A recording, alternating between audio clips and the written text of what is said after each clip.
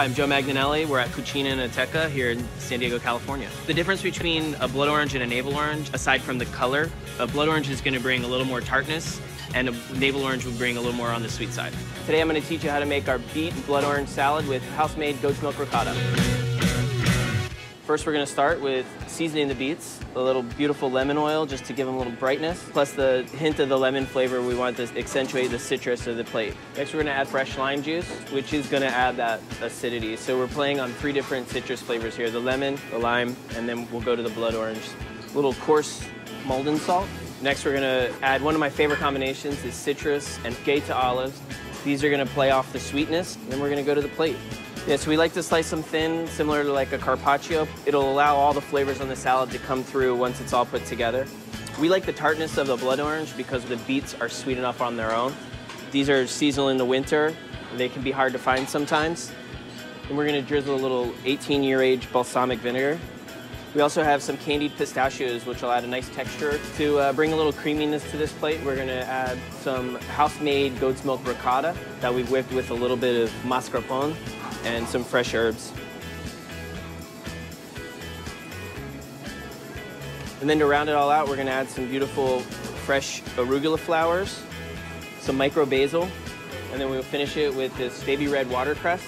These are beautiful leaves that we like to use for this garnish. It will bring a pepperiness to the plate as well. And there you have it, our beet and blood orange salad here at Cucina and Ateca.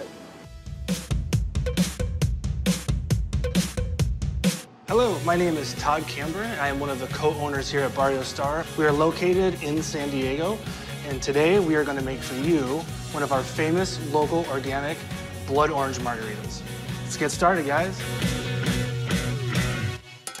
So the first thing we're going to do is we're going to salt the glass. So you take a little bit of fresh lime juice, salt it.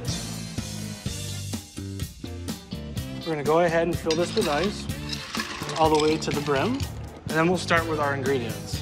So we'll take our house tequila, do about ounce and a half. And then we're gonna add to the tequila our house-made margarita mix, which is organic agave nectar, fresh squeezed organic lime juice, and a little bit of water to cut through that lime so it's not so bitter and tart. Same exact measurements, about an ounce and a half. We're gonna fill this up with ice. So now we're gonna go for the star ingredient of our cocktail. It's the blood orange.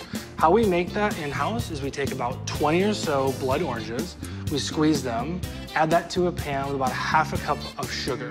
Let it reduce, and then the end result is this beautiful, deep, dark, rich red color, and it almost becomes like a syrup. The flavor is intensified so much, and you really get that blood orange flavor.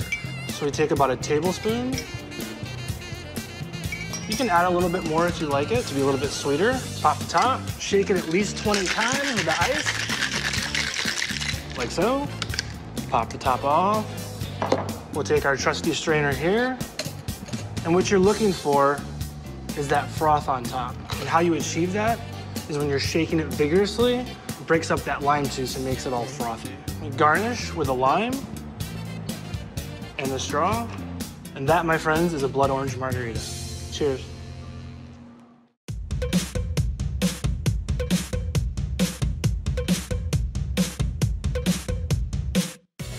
Hi, welcome to San Diego. I'm Karen Krasny. I'm the executive pastry chef and owner of Extraordinary Desserts.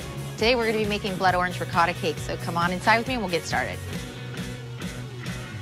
Thanks for joining me in the kitchen. The first thing I'm going to start with is the pound cake, which is made with ricotta cheese. And I baked it, and then I sliced it into 3. And then go ahead and soak it with what I have here, which is a mixture of blood orange and a syrup.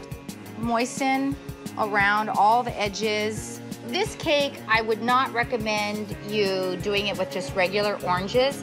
A regular orange doesn't have the depth of flavor of a blood orange. It's tart, it's a little sweet, has a little bit of flavor of raspberries. I really recommend not substituting that. Over here, I've got blood orange curd, and it's with eggs, lemon juice, blood orange juice. It's very tart and very concentrated. So then I take whipped cream beaten with sugar on the mixer, put it into the curd, and you're gonna mix it with the heavy whipping cream. Place it in here on my first layer. Make sure that it's a nice even layer. So this is a cranberry marmalade, and it's made with orange juice and fresh cranberries. Layering it on top of the blood orange whipped cream, take another layer of cake and soak all around.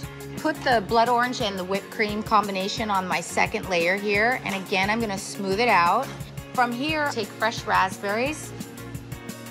And that will allow me to put my last layer on top of it and everything is really nice and flush.